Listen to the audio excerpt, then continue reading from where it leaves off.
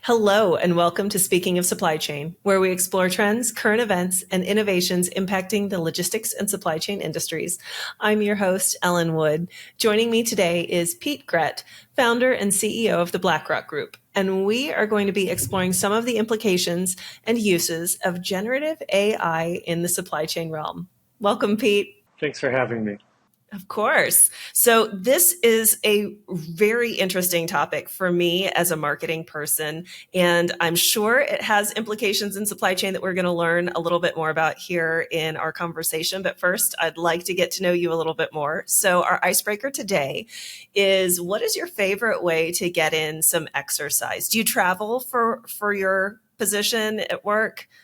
I don't now, but I used to travel a lot before COVID, as many people. COVID kind of changed the travel landscape. But my favorite way is to run. I'm a runner. I love to run, and that really relieves stress for me. Okay, I am the 0.0. I don't run. That's my favorite bumper sticker. It makes me laugh every time I see it. I am the exact opposite. I will do anything to avoid running. My favorite way to get in some exercise is actually gardening. I do a lot in my yard, and I have a vegetable garden, and always digging or planting or trimming something in my yard. I love yard work. My kids hate it. Yeah, I can understand. My husband's not a huge fan either, but I love to be out there doing something and seeing that I've accomplished something at the end of the day. I will find yard work to do if nothing else. Yeah, and I think that's just so important to find something that you love to do that's really a form of active meditation for a lot of people for their exercise. Yeah. It's difficult to do when I travel, though. That's not something you can travel with. That's why I asked the question. So you can run, or people who like weight rooms or fitness equipment, they can go to the fitness room at the hotel or find a gym nearby.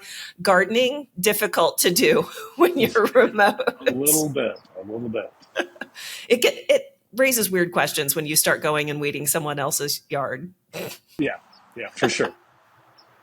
All right, so let's get into our topic today, which is generative AI in supply chain. Now, I use generative AI, or I've played with generative AI in marketing. I mean, that implication is quite obvious. Everyone can see how that would work.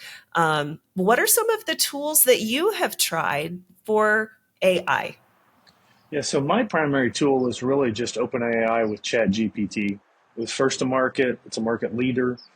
I know there's a multitude of tools out there like Claude, and there are some tools now that companies are coming up with that even have the ability to kind of at a macro level utilize different Gen AIs so that you can see what kinds of responses you would get, and also to do some comparative analysis so that any of the hallucinations or weird things might be able to be filtered out. But my primary tool is ChatGPT. So I have used ChatGPT as well, and I do like it. I also like Google's option, which was Bard and is now Gemini, and I like it a lot. What are some of the things that you have done with ChatGPT that um, help in any sort of way? I know for marketing, I use it to help come up with some interesting ways of wording things, or some, just to spark creativity. But when it comes to business, and especially supply chain, you know, this is taking over the role of an individual, and it does in marketing as well. If I'm not the one coming up with the creative text, if something else is generating it, the question is, well, then is there a purpose for me? And there clearly is, because anyone who's used these tools knows that it doesn't give you exactly what you want on the first try. It's never going to. So what do you use it for? Yeah, I use it as much as I can for everything. I think it's just like having a new employee, right? Someone who can give advice, someone who can do menial tasks. It really is transformative, but I really view it as a collaborative tool, right? So if you take a prompt engineering course, and I highly recommend folks do that, you can take a really great one from Vanderbilt on Coursera for free. It'll take you like less than 10 hours, and you will be so much more efficient about how to use generative AI. that's a big deal, but it really becomes a conversation and it really helps.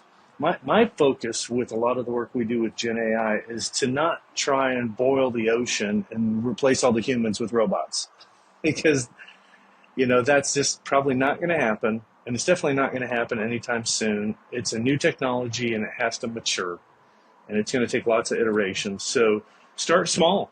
Start with how do I make an individual's job better? How can they be more efficient? Can they be 25% more efficient? Can they be 50% more efficient? As you noted, marketing, I use it in all of my marketing. It does a lot of the automation pieces. It does a lot of content generation to just kind of fill in, right? So I view it as almost like a coloring book. I'm going to draw the lines and it's got to color in. And it does a lot of that kind of work. It does things like proposals, stuff like that. I like that analogy, only I use it the opposite way, where I have it kind of draw the lines and the parameters, and then I fill in the details of the interesting things that are relevant to the topic. But I haven't taken that course, so on the prompt engineering, and I know that that's such a huge aspect of this. Is you have to know what to ask. It's not as easy as Googling. I think we're all pretty good at Googling and finding the answers that we're looking for at this point. But when you're trying to get it to generate something for you, you really have to understand how the machine's algorithms are working and how to get it to respond to what you're asking it to do in a very specific way. Absolutely, right. I posted about this the other day that it used to be that you were a really valuable person if you had the right answers. And I think we are transitioning to can you ask really good questions? Because if you can ask really good questions, then you're going to get a lot of really good answers. And that's really what the prompt engineering will help with and really increases not just the productivity of what you're doing, but the reliability of what you're doing. That's how you get rid of the hallucinations. That's how you get rid of the unreliable answers. Mm-hmm. So as a business owner, you're talking about, productivity. How do you determine how much work should be generated by that AI versus that live person? Yeah. You should generate as much with AI as you possibly can. I really do believe that. And I think, Huang at NVIDIA, the CEO, has said this, why are you teaching your kids coding? That's not going to be a skill of the future. Will there still be coders? There'll still be coders. But you know who's going to be left? Really, really great coders who use AI to do 10x, 50x what they could do by themselves. You know who's not going to be left? Marginal or poor coders. And I think that's going to be true with a lot of jobs. Because if you have a person who's really skilled in their craft, they know how to use tools. And they know how to use tools for leverage to really do more than they could do on their own. And I think that's what we're going to see. And that's really where my push is to go individualize it. It's so cheap. It's so easy. It carries so little risk. And your reward is like immediate. You could have an employee take a prompt engineering class on a Monday.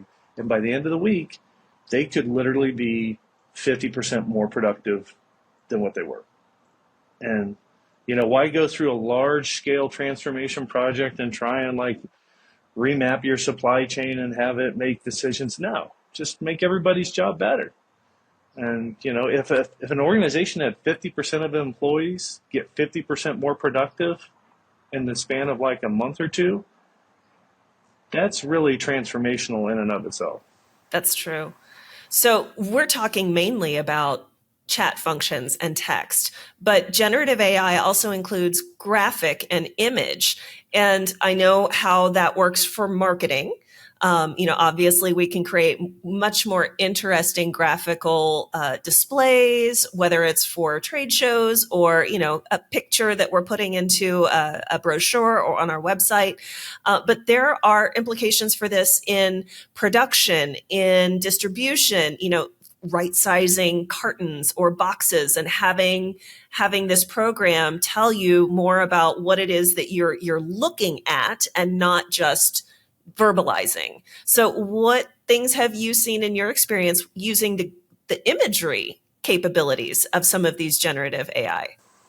Yeah, and that's a really good point, right? So especially from a business perspective, the user interface of just a human being is really powerful, but it's very limited.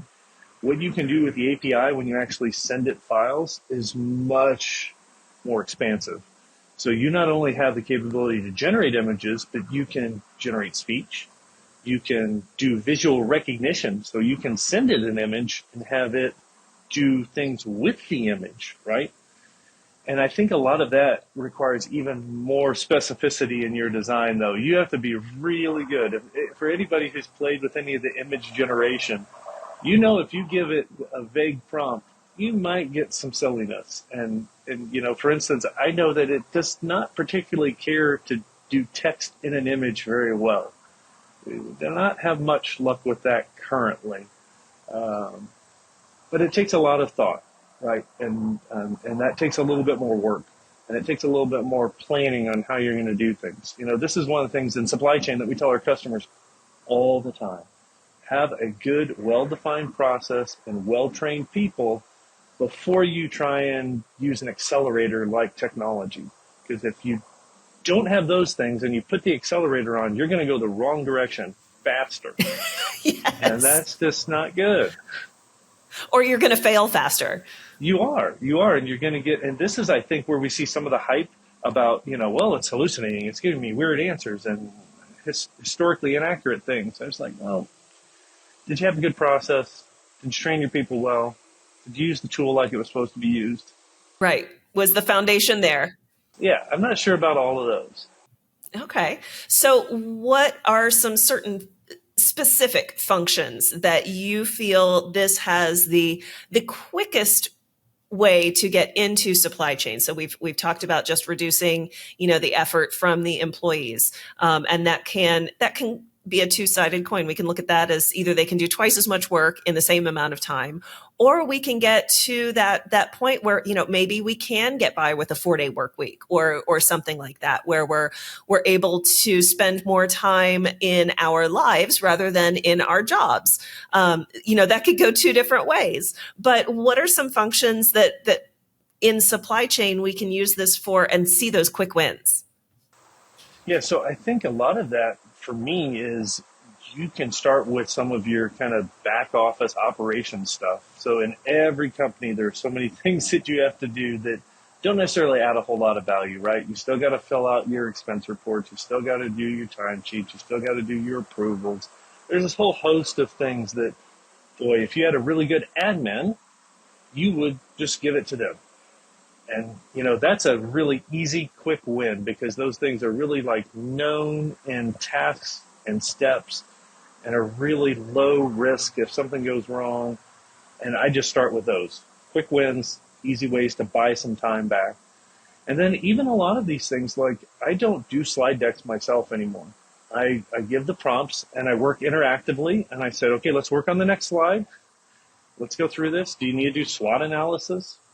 Do you need to do proposals? Do you need to do other kinds of things at work where you're needing to present to folks? All of that really is really well done if you do what's called a chain of thought, right? This is how you would interact with another person. You wouldn't just spew out everything all at once. It would be collaborative. You would go back and forth and you'd be like, okay, well, I like that. Well, I don't like this as much. We need to go this direction a little bit more. We need to include this. That's how you can interact with chat. And so a lot of those tools are really easy to get some value really quickly. And I have found that to be true. So when someone is starting with one of these tools, especially, and I'm going to focus on text because that's where I use it the most right now. And it does come and go on whether I'm using text or visuals. It's seasonal for me. But right now, when I'm using text, if something doesn't sound right or if it's a little bit weird, using those was this helpful prompt that it always gives you. It always asks for feedback every time it produces something. And it was this helpful, was this good? And you can say, yes, but let's try something different over here. Or no, that wasn't the direction I wanted it to go. try this and, try again, but this. And it really does a great job of taking that feedback and delivering you something else. So you can work with that initial prompt of what you're trying to do and get multiple responses back and hone down into what exactly you were looking for. And it'll help you get there so much faster than trying to do it by yourself. It really will, and there's a great feature in ChatGPT where you can make your own custom GPTs. So you can basically give it a memory, right? This is who I am. This is how I talk. This is what I want to do. These are the tasks that I'm going to look for you to do. Here's kind of explanations of how you would do them. And it's really easy to anthropomorphize this, right? So that it seems like another person. Like Watson at IBM. It really is, right? And sometimes I get a little frustrated with it because when I write copy, I'd be like, stop using rocket emojis. You want to use rocket emojis every single time. Just stop. And it's like, I'm sorry, I forgot again. And, it's like, stop. Everybody knows it's AI when you use the rocket emojis. And that is why you have to go back in and make a final pass through the text. But you're absolutely right. And we're talking about, with ChatGPT, most people are utilizing these things with just general knowledge that's out there, but you can really customize it and put in your own local data and have it search your own local data for the insights that it needs in order to build what you're asking it to, rather than going out to the whole internet. Yeah, it's really transformative in how you can even kind of synthesize knowledge. So one of the things that I do for my own marketing copy is I keep my reading list on Chrome. I see things that are interesting that I want to comment on. I add them to my reading list. And then every week on a Saturday morning, I will go through that reading list and I will have a conversation with ChatGPT. And I will say, go read this article, synthesize it, give me the key points. Here's how I want to respond to it. Write some ad copy for it. And it just really does a great job of, again, heavy lifting. I'm not going to go read all 60 articles, synthesize them into 3 bullet points, and then provide analysis on them. I'm going to have it use my voice because I know what I would say, and now it knows what I would say. Exactly. It has learned how to be you with you not having to be there. Yeah, exactly. And to your point, we still read over it. We go, okay, yeah, I like that. I don't like that. Sometimes I'll have it update. Sometimes I'll go in and make edits, and we'll get to a good spot. Have you ever had it come up with something just completely off the rails when you really honestly expected it to come up with something on point? Absolutely right. So this happens especially as you get further out. So like with ChatGPT 4, instead of say 3.5 or ChatGPT 4 Turbo, where you'll say something and then it will just say something with nonsense. I'll tell it to do something and it'll say, well, I can't do that. And I'll say, why? And they'll say, oh, I'm sorry, I didn't understand the question. And then it does the task. So this is why it's a collaborative tool. And it really is like having a new employee. You're going to have to watch over their work a little bit. There's going to be some things that they know really well. And then you're going to discover some things where you're like, you must not have had to do that in your last job, okay? And you're going to have to give it a little more help. But that's kind of that collaborative nature. And I think that's why some businesses are not seeing the real value in this right now, because again, they're trying to do this thing that's huge and that really does replace a lot of people, instead of just going, boy, if I could buy back 50% of the time of all my employees, we'd be in such a better spot, because most businesses today are affected by that tight labor market. It's not replacing any people. We're not getting rid of any people. It just means instead of having 10 open recs, we'll have 2 open recs. Mm-hmm.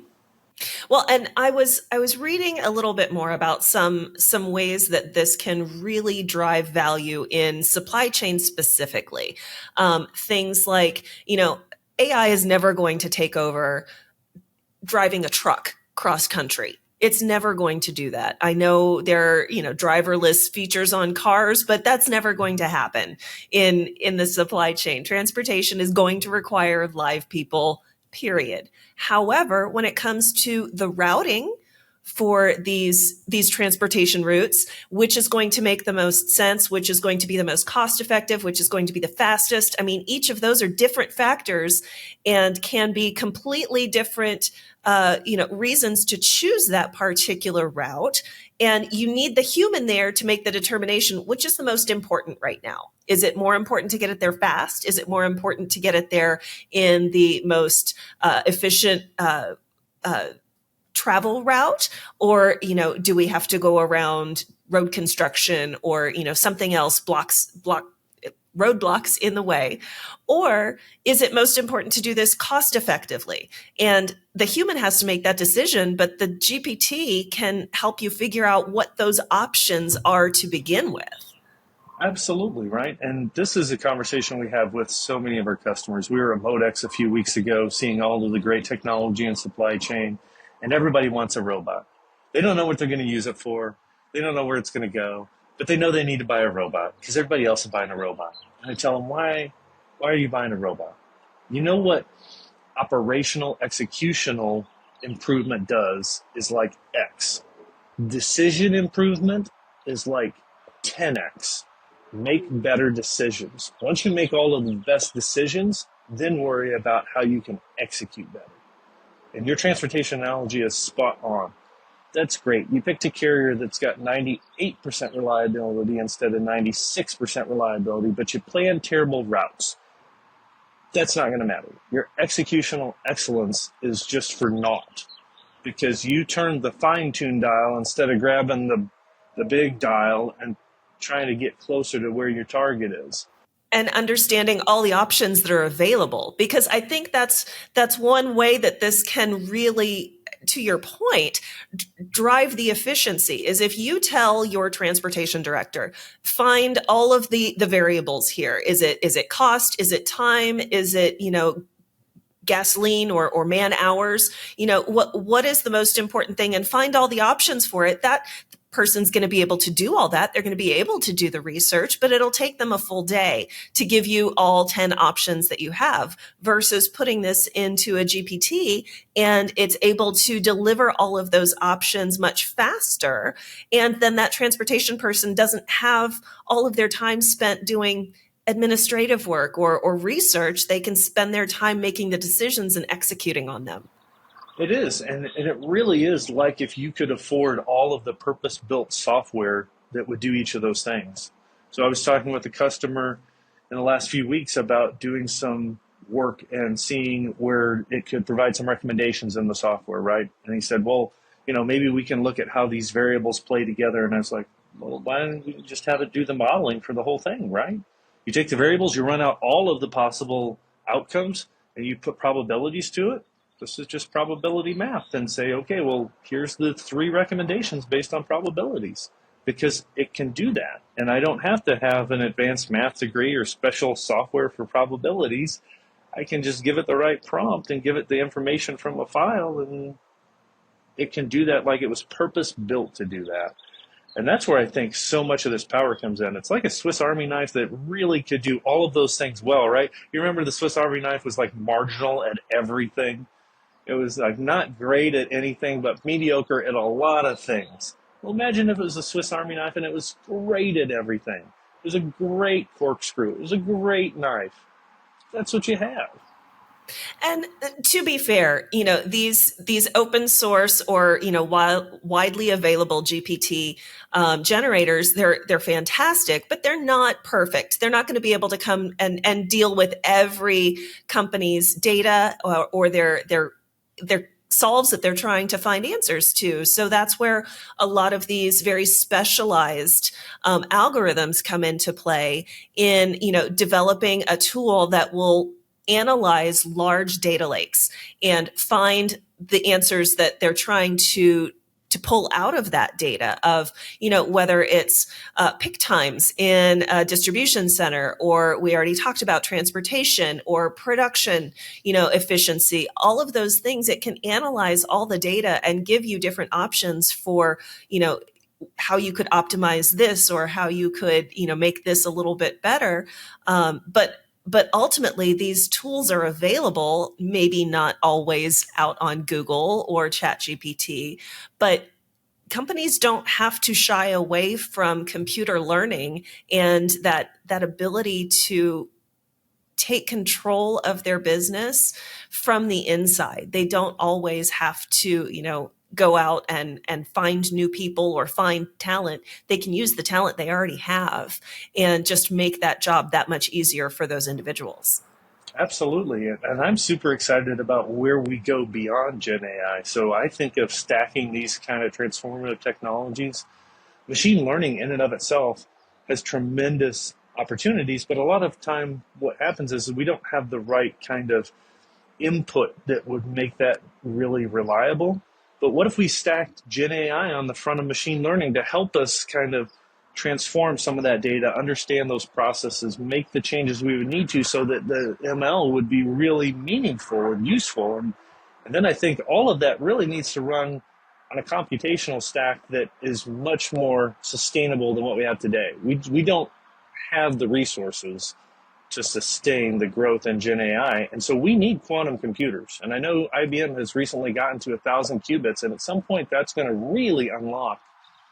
You want to talk about transformation. A quantum computer is just, on a whole different plane of existence, really. This is like sticks and rocks against a rocket ship.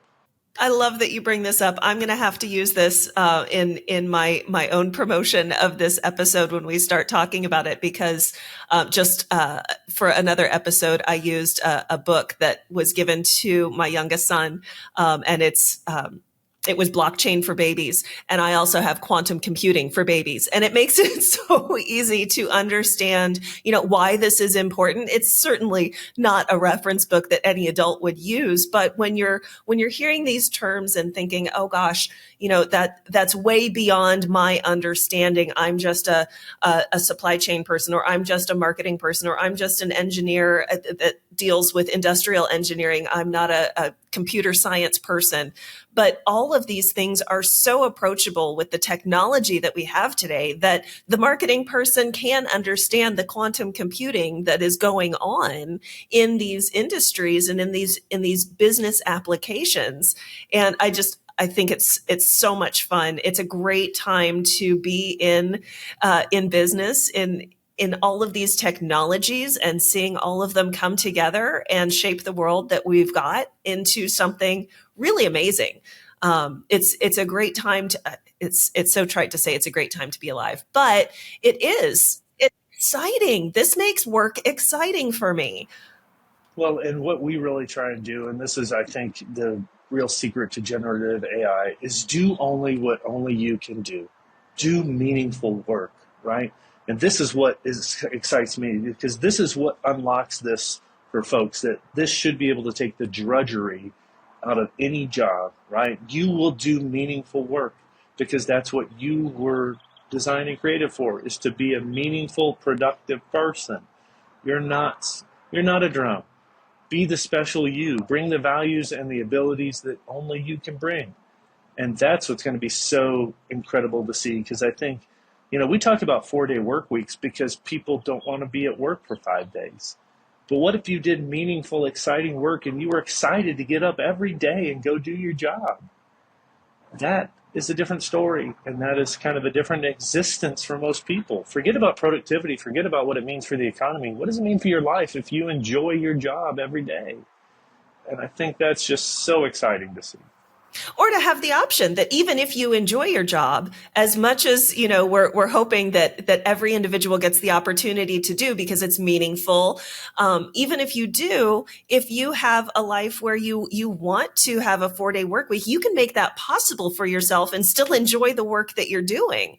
But I know a lot of the pushback against these AI tools and, robotics, which we touched on, was that it's going to take jobs away from humans. And I don't see that ever happening. I think, to your point, it's going to make the jobs that the humans are doing much more impactful, much more value added, rather than just, being part of a production line or stamping a thing.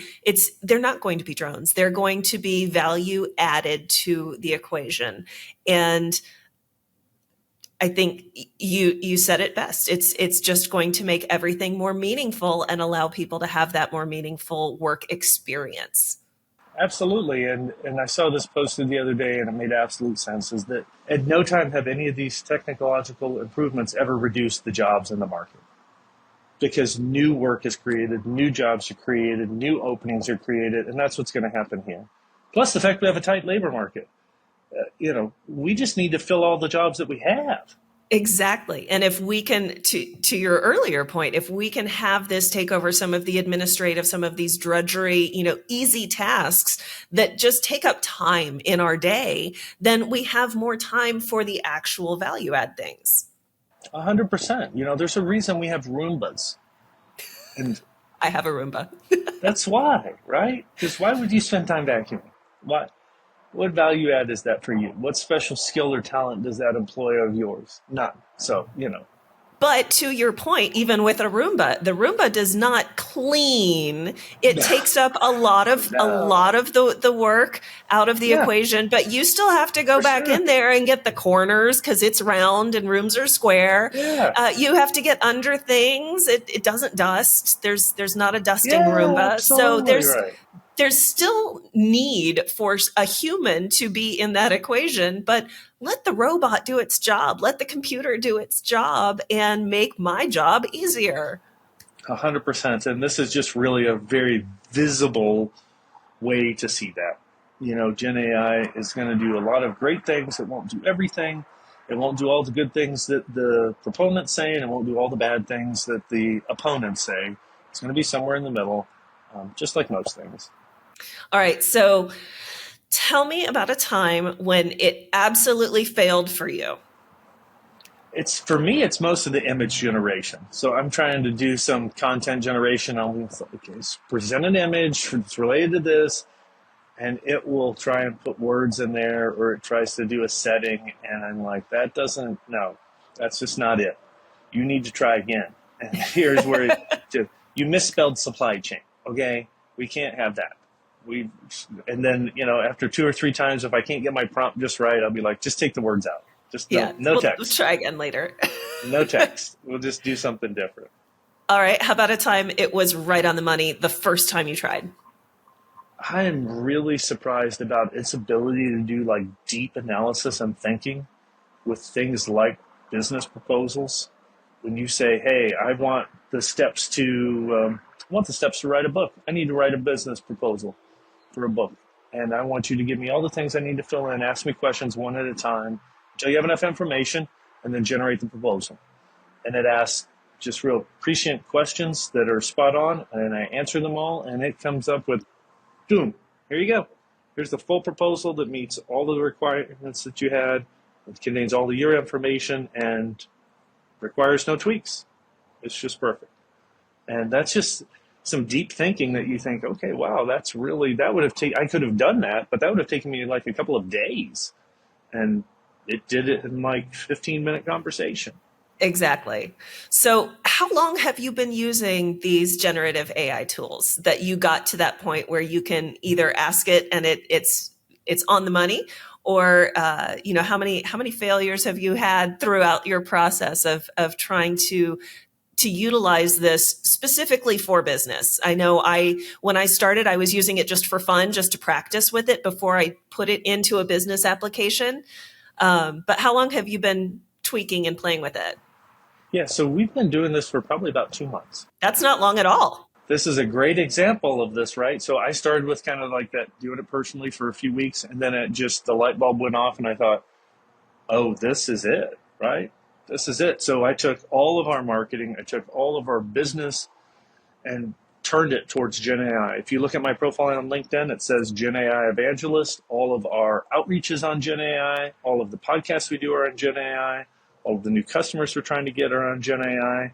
It is 150% what we are into, because I believe it's that transformational. And it's not a linear path where it's going to slow over time. It's a logarithmic path, right? So it grows by increments of 10, factors of 10. It's a big old curve like that. And what we do today will be absolute rubbish in 3 or 4 months. We'll just look back at that and go, that's so childish. I can't believe that we even did that. It's just going to Yeah. be that good, right? It just moves that quickly. But to your point, it's not something to be just done by itself. You have to guide it. It's a collaboration. It's a tool. To me, it's just like having 3 or 4 more extra people at what I'm doing. I can multiply my efforts to be so much more. It's a lever, right? It is a force multiplier. And we're just so 150% in on that. And I use it as a content multiplier. So back to our coloring book analogy, when I'm working with colleagues and trying to develop content, I'll use the chat GPT to develop that outline of, what it is that we need to create, and then take that to my colleagues and my experts and say, okay, what do you think of this? And then bring it back, because, they don't always have time. They're busy doing project work. They're busy, executing on the things that require human brains to do. And then, so when I'm working with them to generate content, it is very collaborative, but it's a 3-way process. But you're right, that maturity goes very, very fast. Of, starting out. And one of my first failures was I was trying to write an invitation for a personal party. I was having a girls' night, a summer event, and I wanted it to write something that would, get the individuals excited about this girls' night. It was Polynesian themed. And so I just really wanted to get something interesting. And it took me like 4 or 5 tries. And I was like, this is not working at all for what I want. And then more recently, after, like you said, after you've practiced with it, after you've tried it, after you've gone back and forth with it, and it learns who you are and the way you speak and the way you want it to respond, then I'm able to put something in and get something very quickly of, this is the content piece that I'm trying to create, and this is how I want it to be presented, and these are some of the details that it needs to have, and then, get me a draft so that we can work on it. And it immediately, within 5 minutes, I'm done. I don't have to sit and write and come up with all of this and do research myself. It does it for me. So that maturity, you're absolutely spot on. Just Yeah. super, super fast. Yeah, for sure. All right. I think that brings us to the end of this episode. This has been such a fun and interesting conversation. I know it's different based on your business function. For marketing, it's very different from business ownership and leadership, but it's equally applicable. And so I think that our listeners are going to get a lot out of today's episode. I'm glad that we could share this with them, because it's a tricky addition to any business to bring in a computer to, quote, think for what it is that you're trying to do. Where can our listeners reach you? LinkedIn is the best spot. I'm Okay. Pete Grett on LinkedIn, and you can reach out to me there. We'll make sure to get that link into our description, our episode description. If our listeners out there have a suggestion for a topic or would like to be a guest on the show, we'd love to hear from you. But given that we're talking about AI this time, I don't want you to email me at podcast@mebach.com. I want you to look for my LinkedIn post and use an AI chat tool. You can go to ChatGPT or you can go to Gemini and just sign up. It's free for the basic one, and use that chat to comment on my post on what you'd like to hear about, or that you think you would be a great addition for this show to be a guest. That's what I want our listeners to do if they want to participate this time. I'm going to put something out on LinkedIn after this episode airs so we can get some great interaction. As always, thank you, everyone, for listening to Speaking of Supply Chain. If you enjoyed the show, please rate and review us on whatever podcast platform you prefer. We're on Apple Podcasts, Google, or Spotify. And be sure to tune in next time.